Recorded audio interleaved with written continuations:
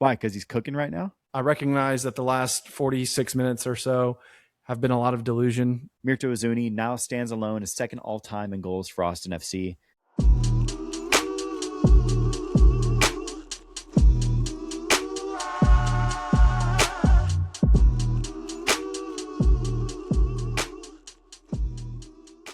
What's good, y'all? Welcome back to the Verdependent podcast, where we depend on the Verde and Black for our everyday vibes. And yes, that is true this time because we back. This week, we celebrate Leagues Cup as the glorious competition that it is, discuss Austin's playoff hopes, and look ahead to Austin FC's matches versus Club America and FC Dallas before closing out the episode with the stoppage time rundown of the hottest Austin FC, MLS, and World Footy storylines of the past week. I'm Logan Bartlett. What's up, everyone? This is Paul Fletes. It always is, always will be. And Let's get into these preheated takes. Paul, kick it off. Tell us what you're cooking up this week. Dude, I'm cooking up something crazy out here. For those that have been keeping up with MLS transfers, y'all might have heard that Chilean legend Alexis Sanchez, who back in 2016 made Messi retire from international football, LOL. LOL. Yeah. Long story short, get with the program, Paul. Fine. He just joined Montreal, right? And I've got as my preheated take that Austin FC will actually hire their next sporting director before Alexis Sanchez nets his first MLS goal. Kind of crazy, I know. That is pretty crazy, right? Assuming he starts playing games in the next couple of weeks, theoretically. He's got, almost half a season to score that goal. And I don't know if we're going to hire a sporting director before the end of the season. So that's what you think? Okay. I mean, I just don't know. I just don't know. That's fair. It may be that we don't, and we wait until the off season. So I think that's a crazy take. It is funny too, because he's a DP and he's like 39 years old or whatever. So 37 years old. He fits firmly in that, that category of all the other old heads that have been absolutely tearing it up. Exactly. So I'm just hoping basically that we hire a sporting director in the next week or two. That's where I'm getting at. But go ahead. Please do it. Okay. My preheated take is much more timely, I think. I have it that, following our success in the game against Puebla and Leagues Cup with this unique formation, that Davy Arnaud will rock the 3-2-4-1, as Apple TV called it, at least, aka the one center back lineup in at least one of the two matches this weekend. So that's the Leagues Cup game and the return back to league play. I think he rocks something very similar to that again, because it worked. That's such a wide net. Wide net, but I like it. Yeah, you're good, man. You're good. He rocks like this is what his fourth tactical lineup he's thrown out, the formation he's thrown out there. And I'm giving myself 2 games to do it. All right, whatever, bro. 2 out of 3 Leagues Cup goal games or whatever the fuck. You gave yourself a whole week. Hey. I'm just saying, bro, you're giving yourself a little bit of a buffer there. That's 2 games this weekend, and Leagues Cup is 3 games. And I said 1 of 2. You said 2 of 3. I think I'm giving less than you were. Anyway. Yeah, but I was reaching for more because we hadn't been scoring goals like that. You know what I'm saying? Yeah. Yeah, listener, I'm right. Once ever ran this lineup, so I'm throwing out there. I liked it as well. I liked it. I like it. Hey! I like the lineup, and I want to see it again. So that's my take. Heard. I'll fight you right now, dog. Let's go. Let's box. Why? No one in this chat has boxed me right now yet. So that's what I say. That's fine. That's what you've been saying. Anyway, we should talk more about Austin FC. Yeah, why not? Let's talk about fun stuff, right? I don't know about you, but I've always said that Leagues Cup is my favorite, most important competition in MLS. It's definitely Austin FC's most important competition of the year every year. I've never boycotted Austin FC, never once ever talked shit about it. I feel like LeBron James in those memes right now. Oh, yeah. I've always said that. Leagues Cup's always been my favorite for sure. With that, Austin FC is setting Leagues Cup ablaze, leading the MLS table after handling Tijuana 2-0 thanks to goals from Rosales and Gallagher, and beating Puebla 3-0 thanks to goals from Mirto Izuni, Zuni, and number 10 for Austin. That's 3 goals right there from the same guy. Sure is. Uzuni, with 4 goal contributions already in this competition and leading the Golden Boot race so far in this tournament, is definitely leading Austin unexpectedly to success in just 2 games. Let me ask you this, man. What statement does Uzuni's performance, right? This hat trick, this golden boot level performance so far in League's Cup, what does this send as a statement to the league, to the club, to our fan base, right? Just to the whole world. Yeah. I'm going to only designate the statement for the fans because literally Bet. everyone else I could care less of. The league, Liga MX, other teams, bro, this is for the fans because Austin FC has deserved a caliber of this like a performance of this caliber from their DP since Seba had all those wonderful Sure. moments back in 22.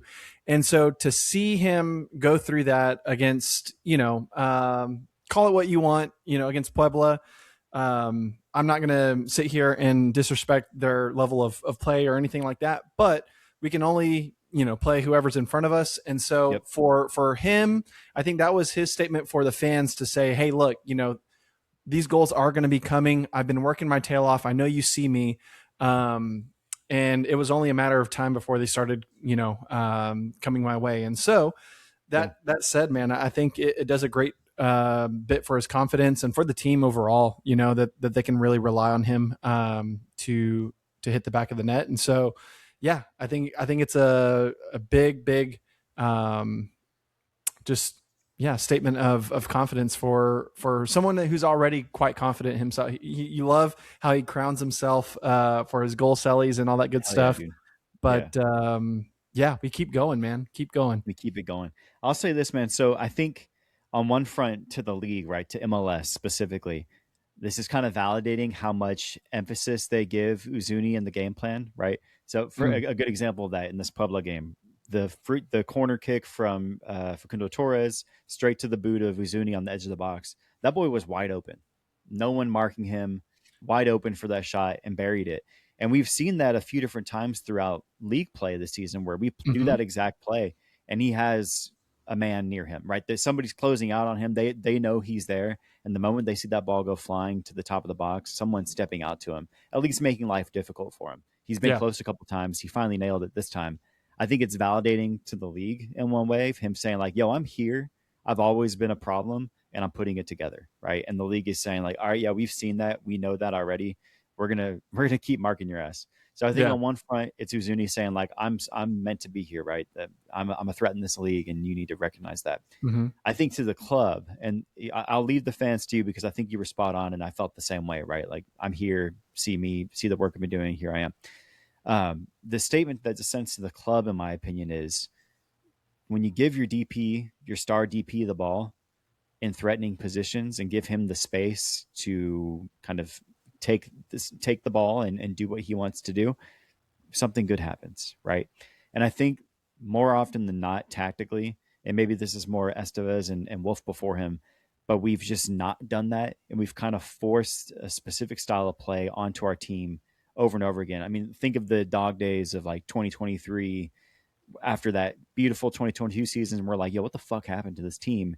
And we're watching guys send crosses into 5'10" Driussi in the box all day. And he's not winning a single one of them because he's 5'10" and there's Jackson Mm-hmm. Reagan in the box. You know what I mean? Like Yeah. you're watching us just beat this play style to a pulp. And we've seen a lot of that this year too.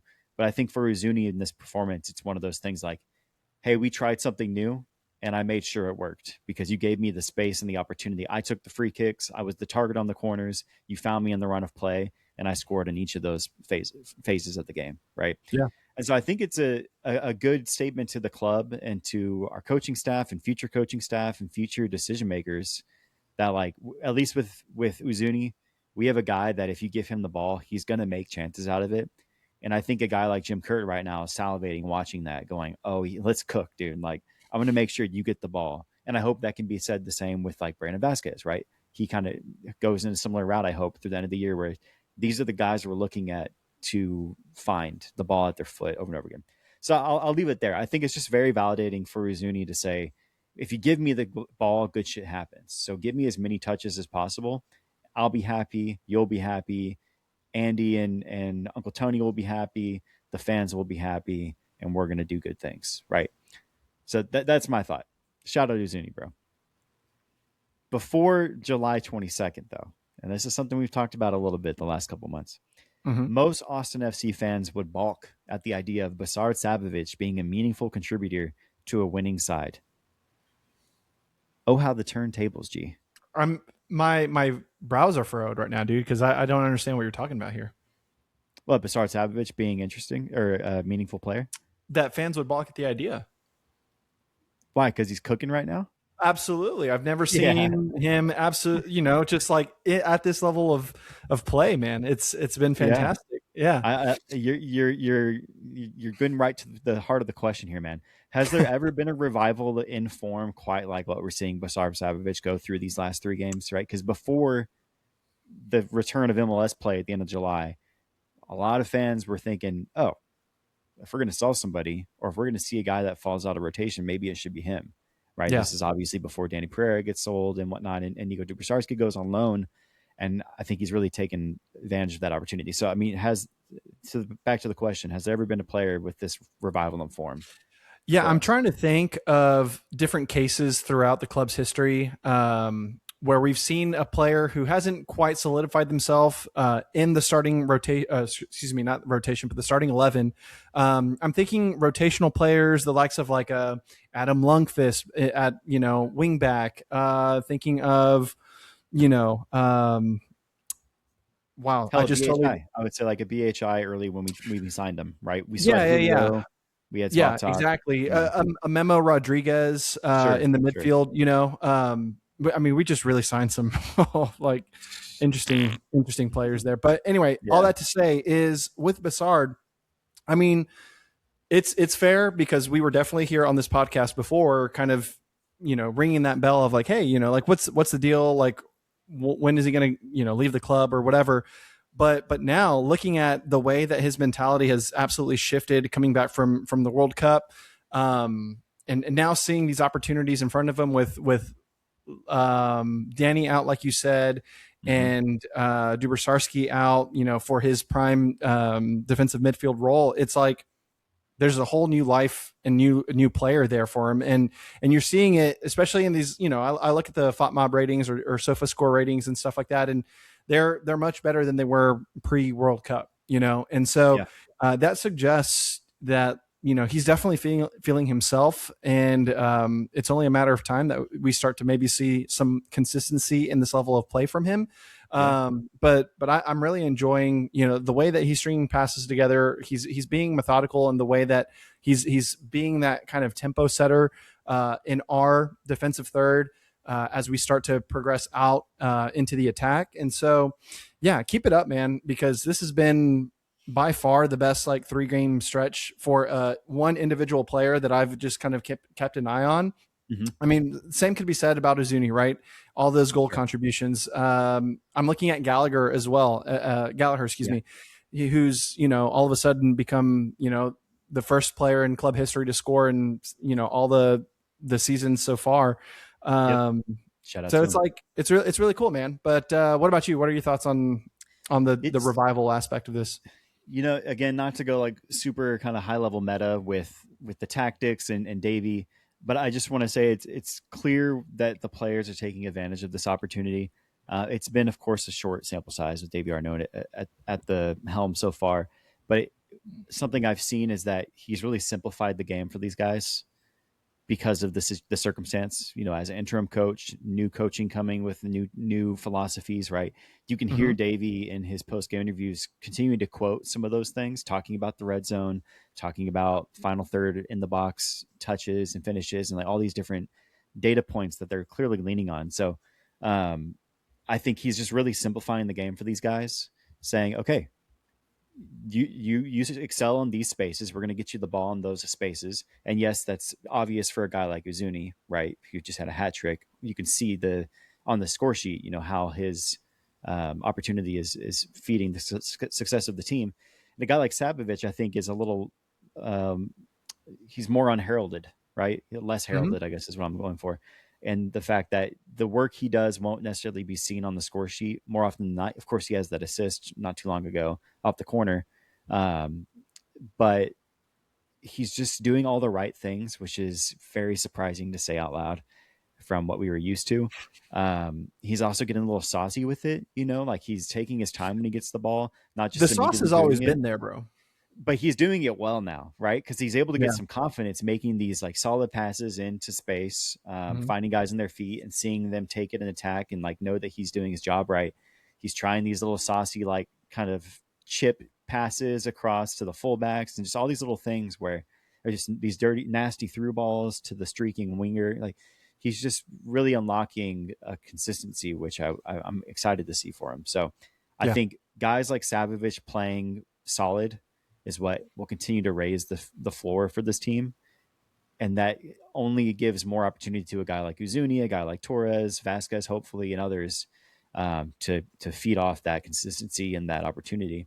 And so it's great to see, man. And this is exactly what you want from a guy of that kind of fit for our team. He's not a Mhm. star, but he can easily be a starting every game caliber player, both in the cap sheet, but also on the in the analytics. So Yep. very surprised, very happy. I'll put it That's that right. way.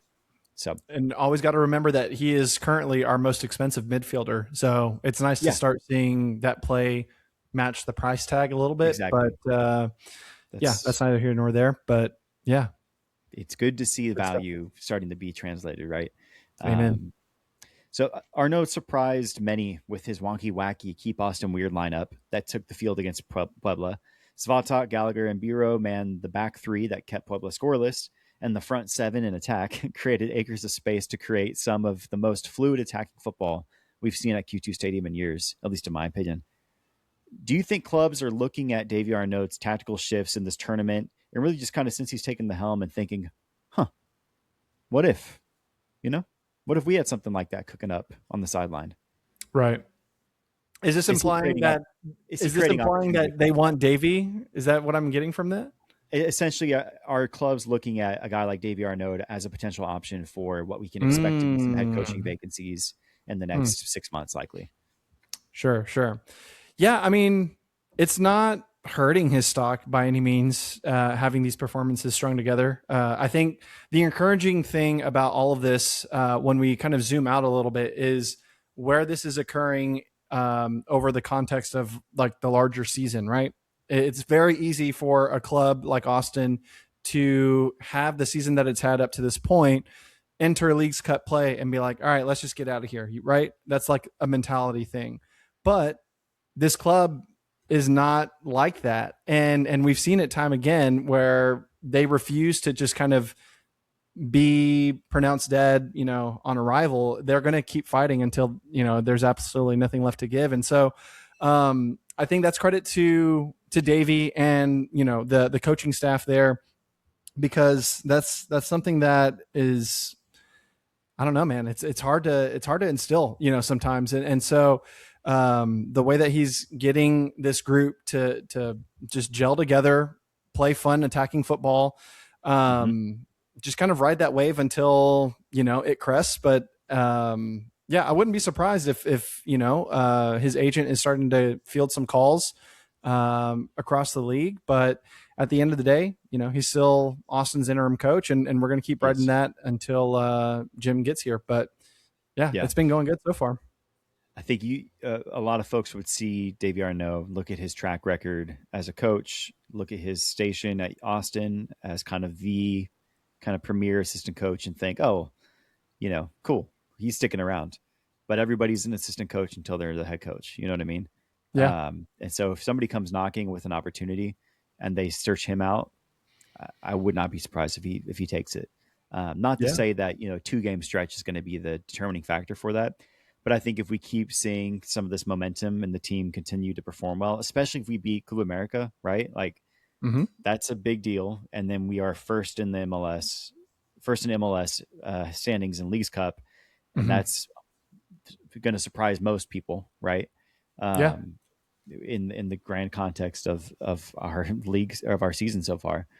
So yeah, I think this is a start of something that could work out for him in his favor, getting this opportunity. And I think Jim Curtin knew that always, and saying, "Well, this is what it's going to be for me. So what are y'all going to do?" And Davey's like, "Hey, I Exactly. got it. Don't worry.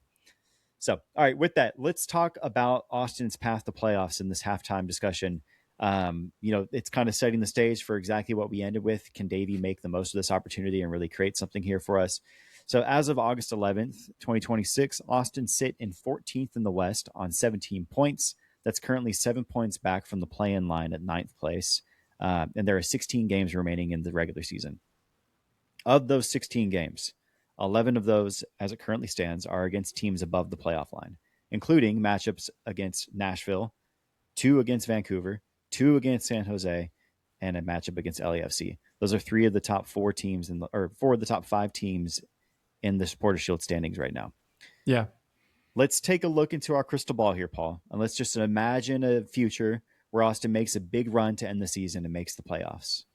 Doesn't matter what spot they make. Let's say they make it to the play-in. Who cares? We make it to the playoffs. How does this play out? Who steps up? What are the storylines? What is the narrative behind this unlikely success to end the season? What does this stretch look like if we are to succeed and make the playoffs? What happens? Wow, what a small question to try and field right now during halftime, but Right. we're gonna do our best. Yeah, assuming that we, just kind of take the form after this 2 game stretch in Leagues Cup, and then we just extend it all the way out to the end of MLS League play. I think the one name that stands out to me has to be Mirto Uzuni, right? I think he's the one that is going to continue to lead the attack for the Verde and Black.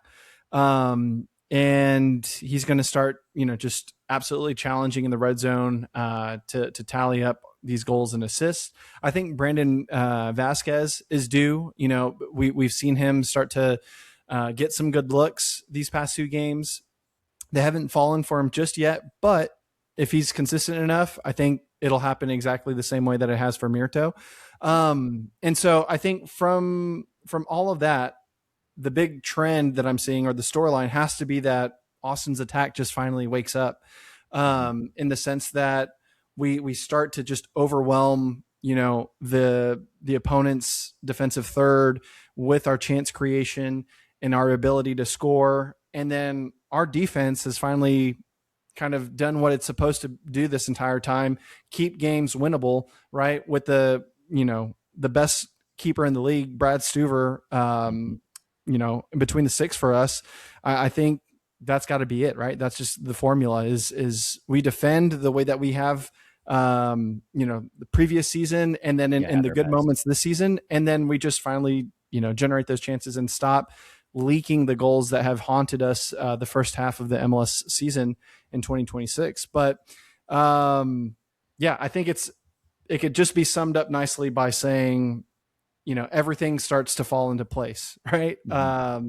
And that's Sure. why MLS has always been touted as kind of this season where nothing really matters until August, September anyway, because Mm-hmm. that there's just so much open endedness to the number of teams that are allowed in the postseason and things like that. But that's where Yeah, I'm when going. What about 18 you? of your teams make it into the playoff in some form or fashion, it's the likelihood you're going to make it there gets higher and higher, right? Yeah. Um, yeah, I think the narrative of this, if this run does happen, right, if we do make it into at least the play-in, um, I think, oh man, there's a few things. I think one, the coaching conversation gets even weirder, right? And more so like the in hindsight, not we have our coach obviously, but like in hindsight, talking about like, man, imagine what could have been the last 4 years if we weren't stuck with Berhalter ball light. If you weren't stuck with Wolf and Estevez trying this out with these rosters and failing time and time again, I think Mm, it opens some questions about former decision making.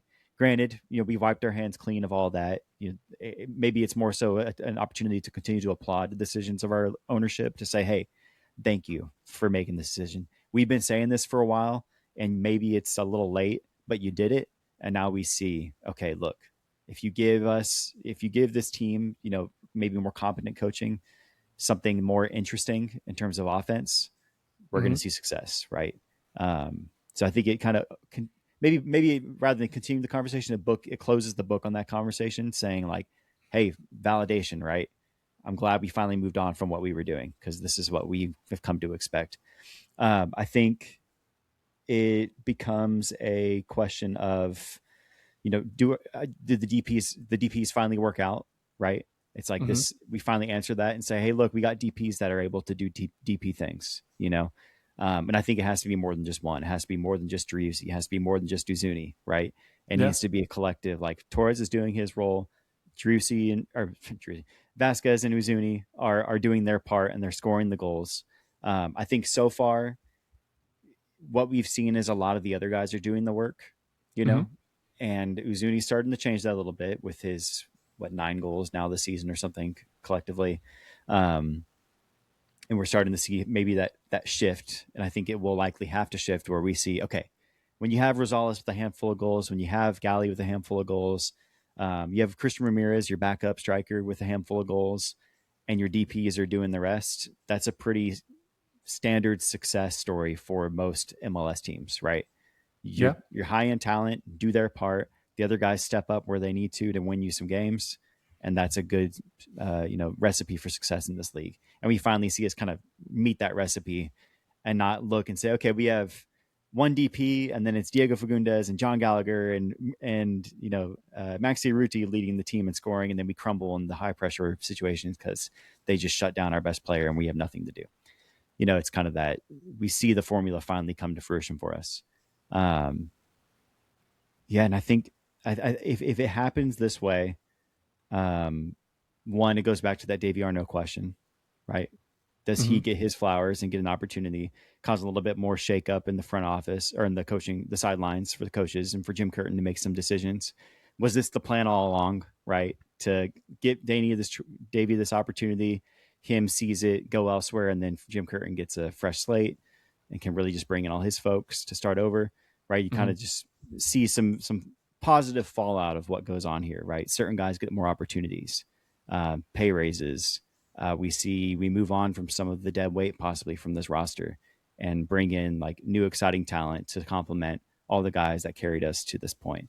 Um, I hope this happens. I really do, because it's going to bring a lot of interesting and hopeful, like positive uncertainty to what happens this offseason. You know, it'll Yeah. really shake things up from what we expect, which is we don't make the playoffs.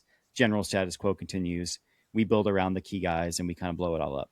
You know, um, Look, man, but I think that's where the fan base, I don't know. We might be speaking to two different sides of the spectrum here. You are expounding on the positive, hopeful side of it all. But I think where I've always kind of stood is more of the like, hey, we are already kind of okay if it just ends up just falling under its own weight, because we know that Davey is not the most competent coach out there. He's doing his part as the interim, yeah, we and know his role. so like we know what this part of the spectrum looks like, right? If it just doesn't go the way it should, um, but it's the hope, right? It's the hope that kills you, and Mm-hmm. by all means, man, yeah, break my heart again. But Yeah, I think let's. what this says is like it's obvious that the path to the playoffs is very unlikely, and a lot has to go right for us if it happen for us to Mhm. happen. I think you're right. I wanted to paint that picture of, right, like the season, like statistically, is not yet over. We're only a couple solid weeks away from like knocking on the door of the playoffs. Truly, we're 7 points back from ninth. It's right there, and we're playing all of those teams that are ahead of us because they're all ahead of us, so we can start chipping away at this pretty quickly. Um, and so, a lot has to happen, but it's because there's no incentive to lose in this league. I'd rather us win knowing that some guys stepped up, the DPs worked it out, because we are seeing some of what Jim Curtin's going to, like Davey Arnaud is implementing some of the stuff that Jim Curtin is going to build around, right? These basic Mhm. principles. He said it week in and week out. And after each of these games, we're getting more opportunities in the red zone. We're getting more touches in the final third. We're getting guys in dangerous positions, like all things that Jim Curtin said in his opening press conference. So I think it all builds toward the greater good and gets us on a kind of further foot when next season kicks off. Again, it's really unlikely, but it's not yet out of the picture yet. And this last week has given me some hope as a fan that if we're going up against teams that we actually know that we can game plan against a little better, we might be able to replicate some of the success, and be smart about it. So Yeah. we'll see, man.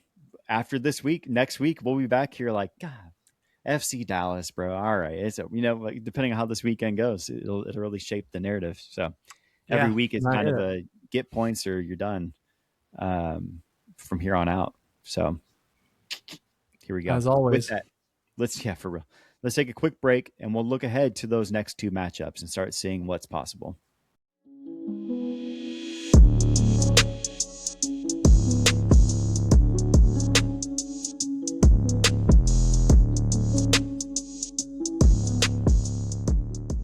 And we're back.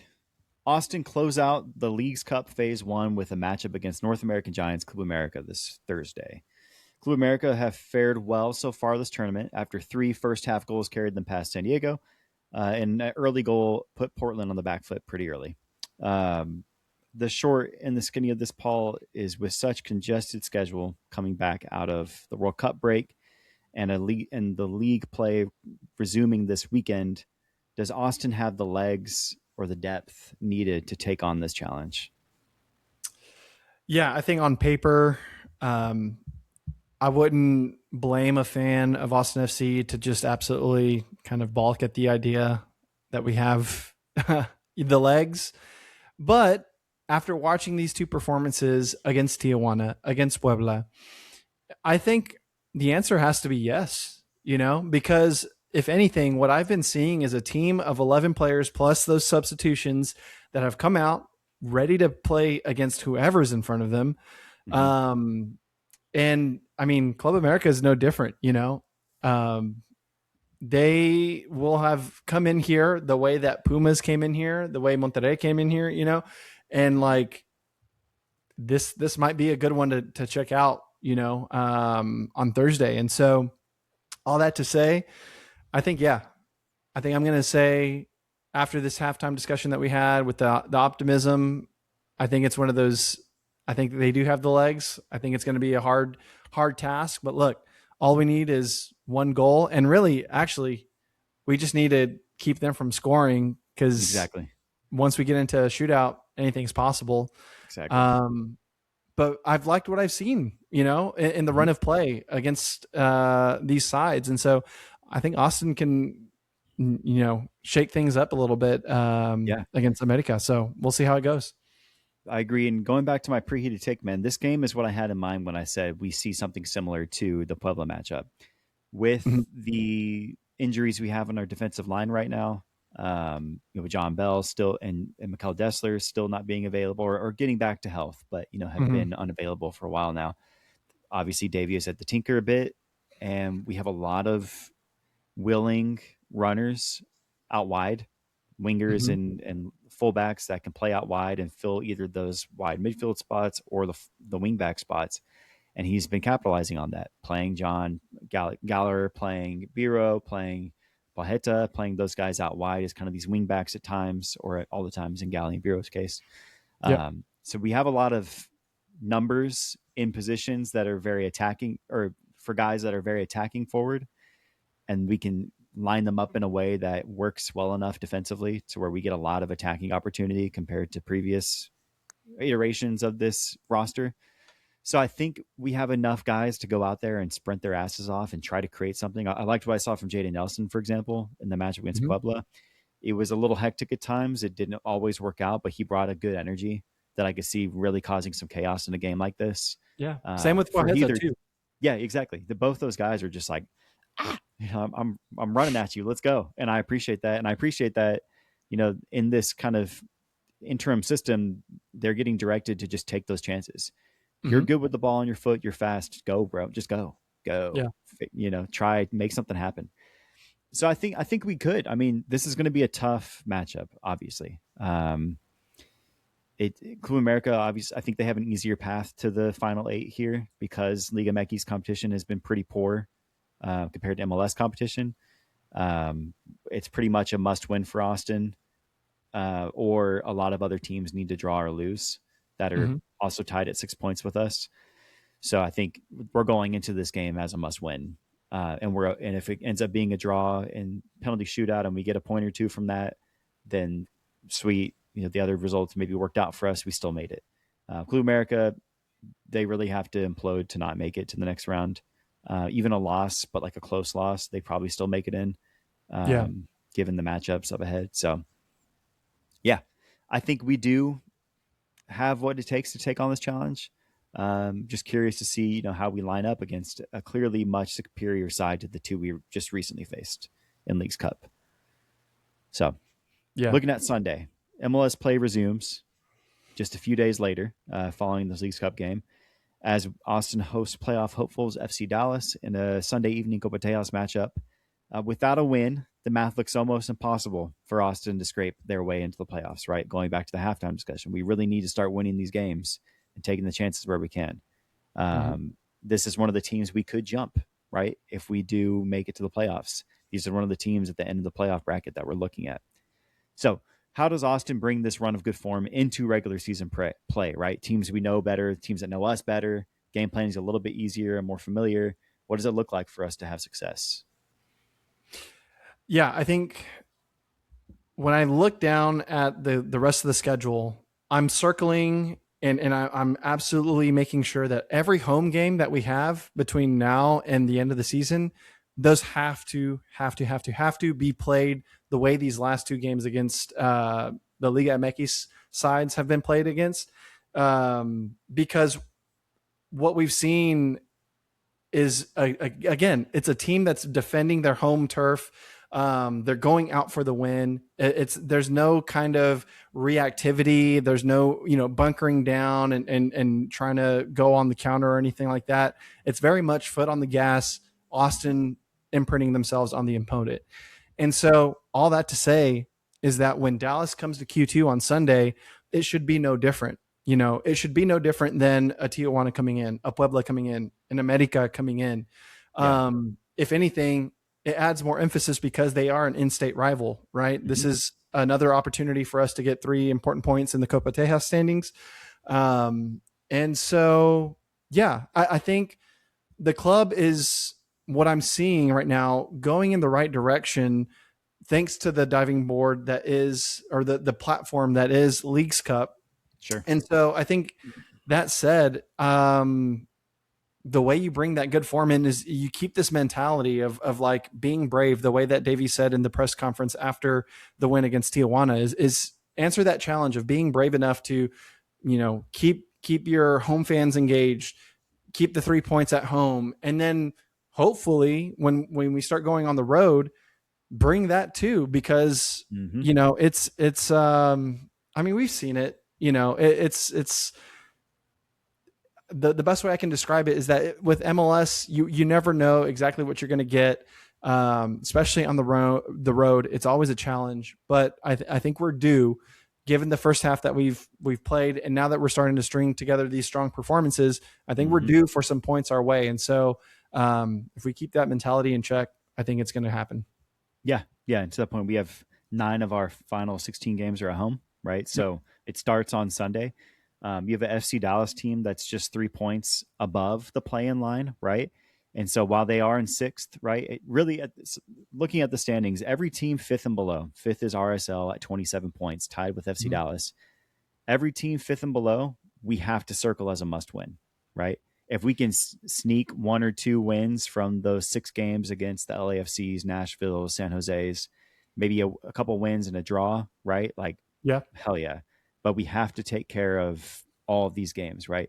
Because if you look at it, right, we go into Sunday, we come out of it, we beat FC Dallas, we jump 3 points, right? We have 20 points now. Let's say Dallas, the guys below them win their game. All of a sudden, Dallas is tied for 9th, tied for 8th. It's right there. So, like, these are one of the teams that we're going to have to beat twice, to end the season. We play them home and away. And I think, the way you do this now is, I think that's the perfect way to put it, dude.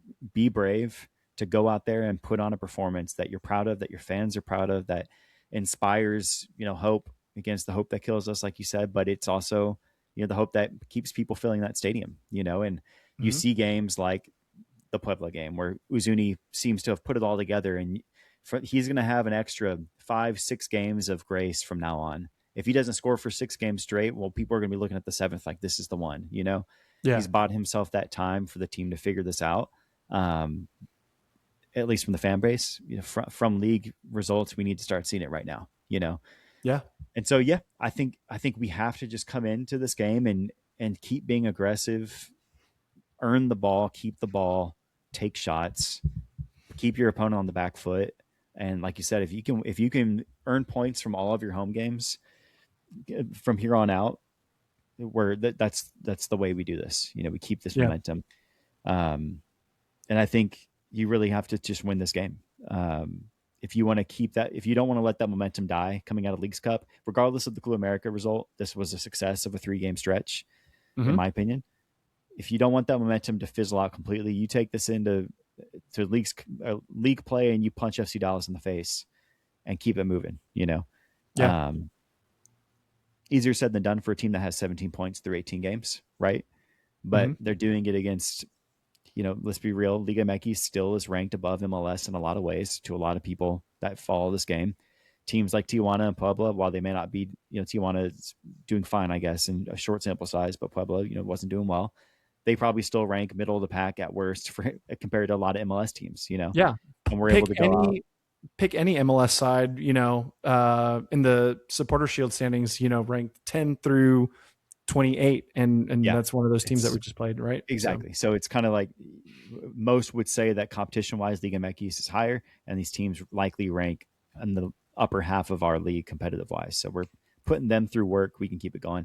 Let's just get to predictions here. Let's start with Club America. What do you see for this result to end out Leagues Cup Phase 1? yeah, I think I'm going to go with a gritty.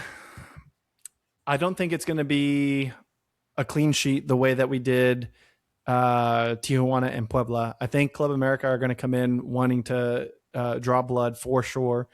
Um, so I think at a minimum they get one in. Mm-hmm. However, we've been hot these last 2 games at home, so I definitely think we see a goal go in here. So I think I'm going to go with a safe 1-1 draw for this. I think we Mm-hmm. go into a shootout situation. I think we see Austin get the 2 points off of the shootout win. I like it. We give Stephen Cleveland a call last minute, make a quick trade, a one game trade for him to throw him in for the penalty shootout. We don't need bro, I man. know, We I know. we got we got Brad Stuver, man. Leagues Cup legend though, right there. Yeah. Yeah, I think that's a fair. I think a 1-1 is very fair. I'm actually going to go 1-0. I think despite everything, Club America being as talented as they are, realistically, it's probably going to be at least 50-50 in the stands, Austin FC, Club America. Mm. Um, so it could be more neutral ground or even away game in Yeah. some phases of the game for this team. I think we eke out a gritty 1-0 win. Um, I keep seeing reports, man, and like media personalities and coaches and folks in Liga MX just continue to say like this is an exhibition tournament for us. Realistically, Mhm. like that's just how a lot of teams treat this internally, and I think we see some of that.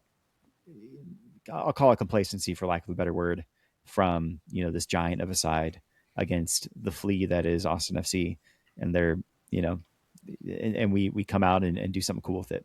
So Yeah. I'm going bold with it. 1-0 win. We keep it moving into Leagues Cup elimination play, and we make it happen.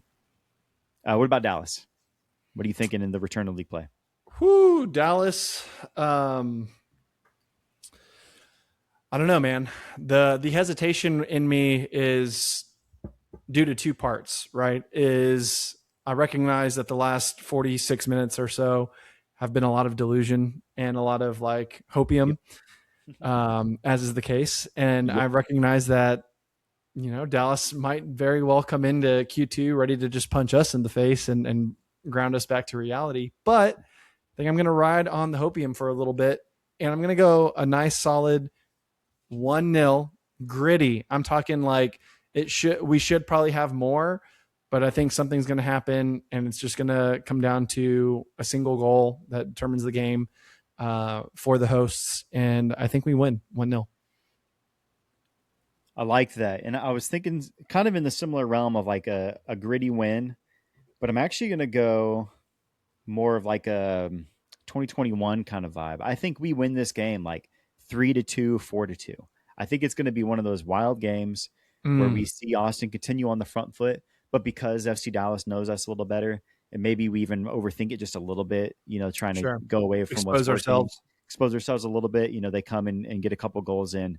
But I think it's going to be one of those classic shootouts that we've seen over the years with our Copa Tejas counterparts, Hmm. and just see like a crazy like 3-2, 4-2. I'm thinking like more than five or more goals combined between these two teams. Dude, There's why do you want to do me dirty like that? I don't know. I thought it'd be kind of fun. I'll be there. It'll be a fun time. We'll have fun in the stands. Could be cool. Could be cool if we celebrate 4 goals and still win. You know, Yeah, that's fair. what if we did? We're due some clean sheets, brother. That's all I'm getting at. Been a Yeah, I minute. mean, yes, we are for sure. But I feel like this could be one of those games where we overthink it just a tad. Like you said, leave ourselves exposed and do our best. I like it. Claw to a gritty, fun win. So Heard. we're calling wins, bro. We're calling Shootout. wins, points. Let's go. All right, stoppage, man. Let's start first with the man of the hour, of course. Mirto Izuni now stands alone as second all time in goals for Austin FC. I think he has 19 or something like that, I over believe so. 18. Yeah. Hmm. Shout out to the man. He passed Diego Fagundes, of course, for second behind Sebastian Driussi, obviously. But Yeah. good to see that another DP has made it to the top for this team. There you Finally. go. There you go. Yeah, I think credit to Izuni, man. Hat trick performance, the first since Musa Jite in 2022 Yep. against RSL. Yeah, I think it's a sign of good things to come from our DP number 10. So all I can say is just keep it going. We'll be Yep. here right behind you, man. So don't stop now. Yep. Talk that shit. Austin FC names Andy Lofnane as the new CEO. Shout out to the guy. Yeah. Yeah. I think this is a little bit of a restructure here in the front office. He was the MLS Executive of the Year in 2022. And so, he's no stranger to operating with excellence and all that good stuff. I think if anything, the next, from what I'm seeing here in the press conference, or the presser, it says, as part of the newly announced leadership structure, the club's next appointed sporting director will serve as Austin FC's chief soccer officer and oversees all functions of soccer operations, including the roster construction and the club's player development pathway, and will report directly to Loughnane. So a little bit of just kind of jumbling there at the top, but I don't know. It suggests that our sporting director search might be in the final stages here soon. Which goes back to your preheated take. And again, it made sense when you said it, but it was more so just surprised that you said Homeboy would score first. Anyway, or wouldn't score first. Yeah. Yeah. I think this feels more modern, in my opinion, like MLS 3.4.0 style of how it's kind of going, of separating that, business versus soccer, what happens on the field. I think it works. Yeah. So shout out to him. Shout out to the club. Keeping it local, Austin Rise close out their season with a 6-0 win at Palmer Field. And I believe, were they playing a Dallas team? I can't remember. There was some snafu there, but they ended up playing the SGA ladies there at Palmer Field. So yeah, Cool. it all worked out. Yeah, shout out to them though. They close out their season with that. Here we go. Keep it Yeah. going. Keep the game growing for us in Austin. Exactly. I just started Ted Lasso. We just started the new Ted Lasso season. So like Nice. I'm like 60% of the first through the first episode. So it's Okay. Yeah. it's about to get fun. But this just gave me those vibes. I was excited. There it is. Yeah. Excited. Back to MLS. Chucky Lozano is loaned from San Diego to LA Galaxy for the remainder of the season. It ends their kind of standoff that was going on, and gets a change of environment for the El Tri legend. Yeah. I think this is a rather interesting chapter in this saga, because I don't think it's complete until, his contract officially changes hands. But yeah, I think this is just so interesting. I think that's what is needed for Chucky, to be honest. Because it's clear that the quality is there. I'm sure, I can't remember if some injuries was keeping him sidelined or not, but yeah, he's going to be one to look out for the Galaxy. So, yikes!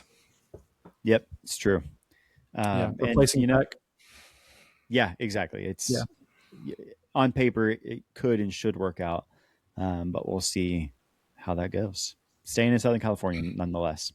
that's it. Looking at NWSL, Casey Curran Stabina becomes the all-time goals leader with 83 in NWSL history, which is amazing. That's Shout out awesome, to her. man. Yeah, Yeah. yeah, yeah. Yeah, if I'm not mistaken, I think Sam Kerr had that record, right? Um, and Yes. so And now the next matchup they had was against Gotham, so kind of all went full circle. exactly, Yeah. exactly. Yeah, and what's interesting about Sam being back in the league now is that it's not that far fetched for her to reclaim that, so to speak. Exactly. But Yeah. we'll make for interesting second half of the NWSL season as well. Yeah, Yes. It really will. It really will. Um, it's incredible. So keeping it moving, kind of on the same wave, Malawi women's national team qualifies for the Women's World Cup for the first time ever, led by Casey Curran's Temwa Chawinga and Leon's Tabitha Chawinga, the Chawinga sisters. Uh, Thoughts on that? yeah. It was a matter of time before more fans of the sport heard the name Temwa Chewinga. And then also her lesser known, but still, very much, qualified sister Tabitha Chewinga that plays over in France. Mm-hmm. But for those who have never watched a lick of NWSL, specifically the KC Current, Temwa Chewinga has been incredible on their forward line. And so for the pair of sisters to lead this national team, to their first ever World Cup appearance, it's like I can only imagine, what their parents must be like, what they must feel like. Yeah, their So community really, around. really cool to see.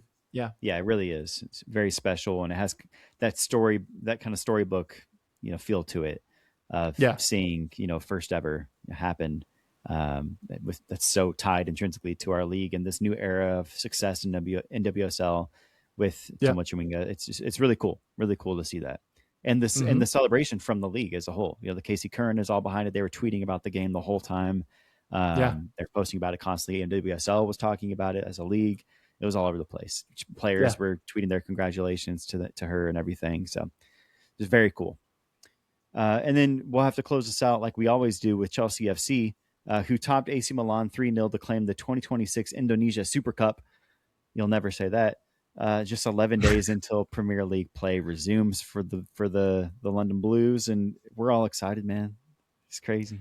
It's a good time, and I think Alonso keeps the train moving into the Premier League start, and so I'm excited. Now that preseason's done, everyone's got their rest, everyone's getting ready to really crank it on to 10.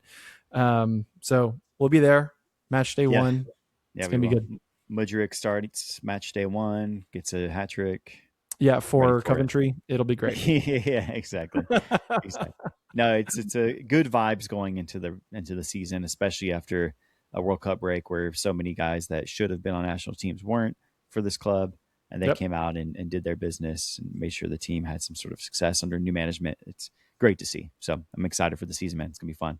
We're gonna be talking about Chelsea a lot more for That's sure. it. Get ready. All right. We appreciate y'all kicking it with us on this week's episode of the Verdependent podcast. I'm Logan Bartlett. You can catch me online at Lobar VHLM. And I'm Paul Fletes. You can catch me online at Paul Andrew FC. It's a It's government name. government name. Keep the chatter going online by following at the Verdependent on socials. And if you can, consider leaving a review, liking, and subscribing wherever you get your podcasts. With that, that's an episode. We'll be back next week to celebrate 6 points in 2 games. VHLM. Let's go. Peace. Peace.